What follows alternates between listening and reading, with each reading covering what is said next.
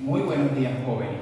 La clase de hoy es práctica y trata sobre el tema 1 y una de las propiedades periódicas más interesantes, que son los procesos de oxidación-reducción. El cálculo del número de oxidación-reducción es importante para entender las reacciones químicas.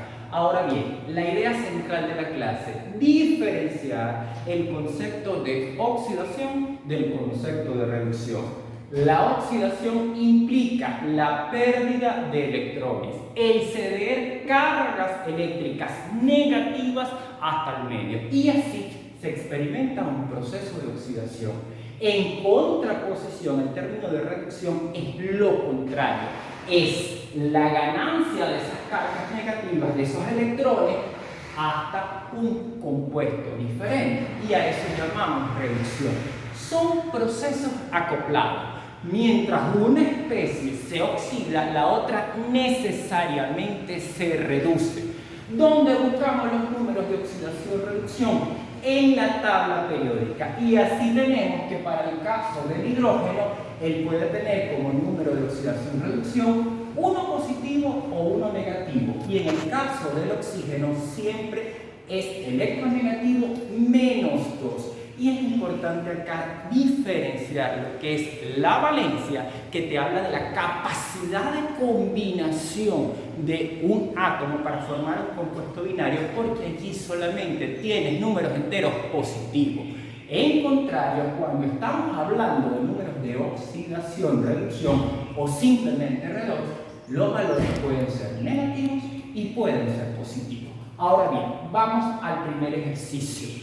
Los eventos de oxidación-reducción los podemos ver en la vida diaria. Cuando compramos un vegetal verdecito, lo llevamos hasta la casa, lo ponemos en la nevera o lo ponemos a temperatura ambiente, y ese vegetal al cabo de unos días va a cambiar de coloración. Se vuelve amarillo, se vuelve marrón y decimos se ha oxidado.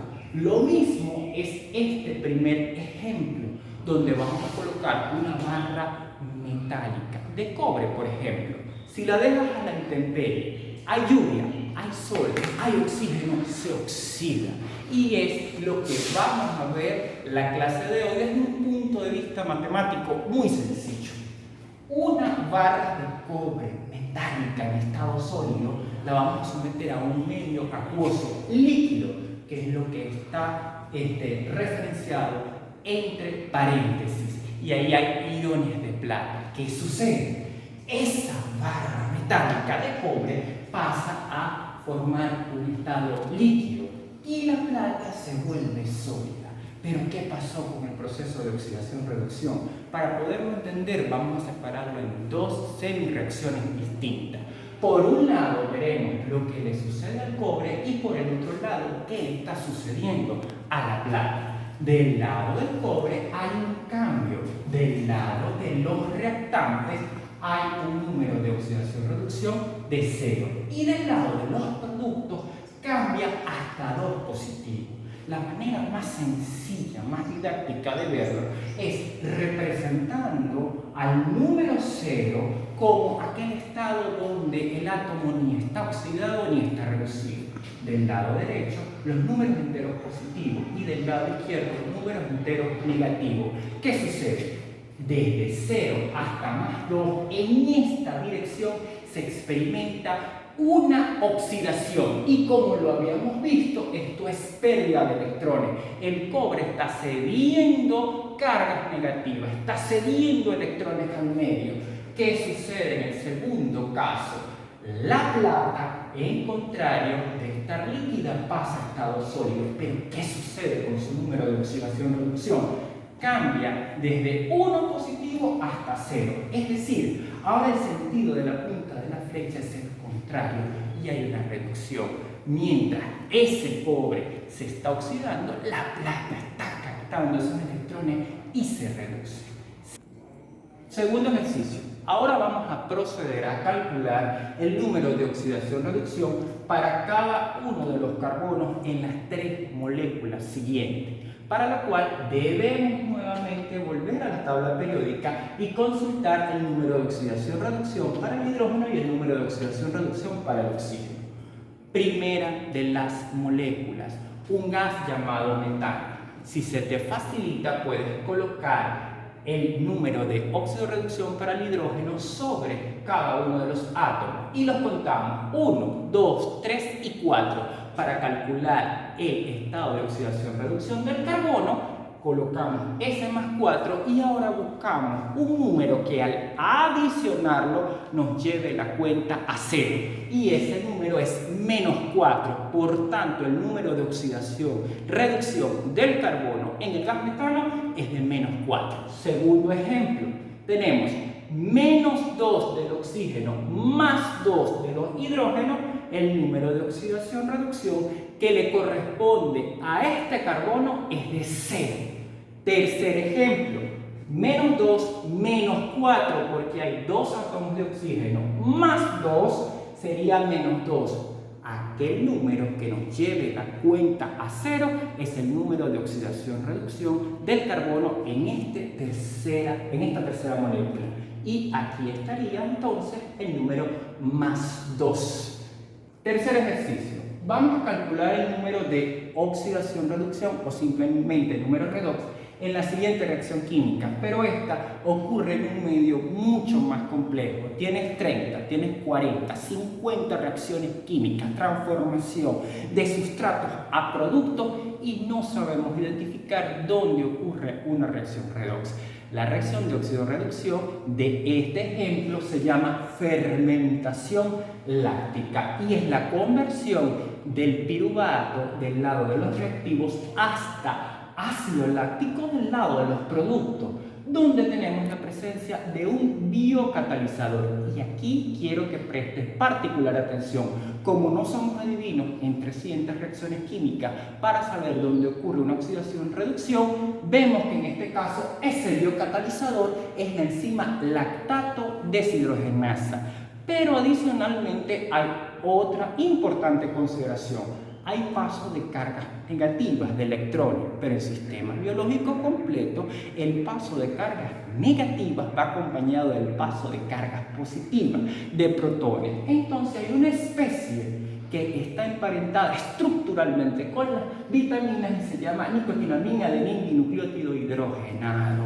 Esa molécula cede los protones al medio y de esa manera sí sabemos que hay un proceso de oxidación-reducción. Pero ¿cuál es nuestra tarea en la clase de hoy? Calcular el número redox para el piruvato y para el lactato. ¿Cómo lo hacemos? Contamos los oxígenos, 1, 2, 3, menos 6, porque tomamos en consideración el número de oxidación-reducción en la tabla periódica y ahora sumamos al hidrógeno. 1, 2, 3, 4, más 4, menos 2 y buscamos el número que nos lleve la cuenta a 0. Quiere decir que el número de oxidación-reducción para el carbono en el caso del piruvato o ácido pirúvico es de más 2. Vamos a irnos al lado de los productos. Para el caso del lactato, contamos los oxígenos. 1, 2, 3, menos 6. Y ahora la diferencia estriba en la cantidad de protones que tenemos. 1, 2, 3, 4, 5 y 6. Más 6 es 0. Quiere decir que el número de oxidación-reducción para el caso del ácido láctico es de 0. Volvemos al sistema sencillo que utilizamos en los ejemplos anteriores de la barra de cobre y tenemos que el cambio que ocurre es desde más 2 hasta 0. Y habíamos dicho que en el sentido de la flecha lo que opera es una reducción biológica. ¿Dónde ocurre esto? Si en condiciones normales los electrones llegan hasta el oxígeno, porque es lo que está sucediendo dentro de nosotros en el momento de la respiración aeróbica. Pero esta fermentación láctica es anaerobia y vamos a suponer la final del Campeonato Mundial de Fútbol 2020, donde los jugadores de los dos equipos han pasado 90 minutos corriendo tras el balón y jugando, y ahora toca una prórroga y vienen los penales. Ese músculo cae en anaerobiosis y este proceso de oxidación-reducción es lo que se está dando. ¿Qué sienten los jugadores? Cansancio, y en sus músculos la presencia de muchos alfileres rasgando literalmente ese músculo. Es lo que ocurre y por eso es que es interesante entender esto desde el punto de vista del cálculo sencillo. Último ejercicio de la clase de hoy. Ahora vamos a ubicar de acuerdo al número atómico cualquier átomo dentro de la tabla periódica, para lo cual señalamos el ejemplo del número atómico Z igual a 20. No sabemos de qué elemento, de qué átomo estamos hablando, pero sí podemos hacer la distribución de acuerdo al método de la lluvia de ese número de protones en los orbitales respectivos. Así, para Z igual a 20, recordamos el método de la lluvia, donde debemos llenar los orbitales en el orden de las flechas. Así, el primero de los orbitales en ser llenados va a ser el 1s y el número máximo que acepta es de 2. Luego, el 2s también aceptaría ¿2 qué? Protones. Y luego saltaríamos al 2p, 3s y así sucesivamente hasta completar la distribución de esos protones. Vamos al ejemplo de la clase de hoy. Para z igual a 20 vamos a hacer la distribución de acuerdo al método de la lluvia. 1s2, número máximo que es aceptado. 2s2, número máximo que es aceptado. 2p6, 3s2, p6, 4s2. ¿Cómo sabemos que está bien? 2 más 2, 4, más 6, 10. Más 10 es 20. ¿Qué haríamos luego? Mirar un esquema que vimos en clase donde separamos la tabla periódica por bloques. Es como una urbanización gigantesca dividida en 4 sectores. El primer sector sería el que corresponde a los orbitales S. Los orbitales P estarían de este lado de la tabla periódica, dejando a los orbitales D en el centro y a los orbitales F en la parte inferior. De acuerdo a nuestra distribución electrónica, el número que le corresponde a este compuesto sería 4s2. 4s2, y les digo que se trata del átomo de calcio. Un catión divalente muy importante en todos los procesos biológicos. ¿Qué quiero que recuerden de la parte de ubicación de átomos en la tabla periódica? Que para el evaluativo te coloqué muchos ejemplos. Por favor, joven, por efectos de tiempo solo quiero que se centren en el número atómico Z igual a 6 y les dejo la distribución ya hecha.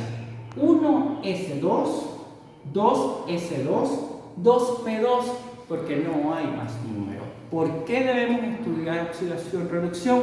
Porque es importante entender que la vida en este planeta implica el flujo de carga eléctrica positiva y negativa, por ejemplo, en fotosíntesis. ¿Por qué estudiar la ubicación de los elementos en la tabla periódica? Entre otras cosas, porque forma parte de tu evaluativo. Por la atención prestada, muchísimas gracias.